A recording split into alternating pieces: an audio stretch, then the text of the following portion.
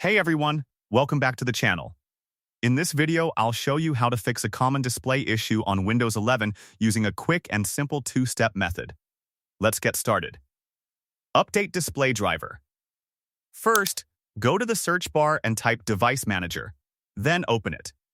Once Device Manager is open, look for display adapters and expand it. Now, right-click on your graphics driver and select Properties. Go to the Driver tab and click on Update Driver. Make sure your internet is connected, then choose Search automatically for drivers. Windows will now find and install the best available driver for your system. Once it's done, close this window. Enable Windows Update Service.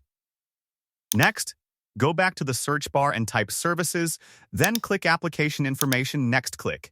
Set the startup type to Automatic, click Apply. After that, click OK. Now open Settings, go to Windows Update, and check for updates. Download and install all the latest updates, and make sure your HDMI cable is properly connected. That's it. Your issue should now be fixed. If this video helped you, don't forget to like, subscribe, and I'll see you in the next one. Thanks for watching.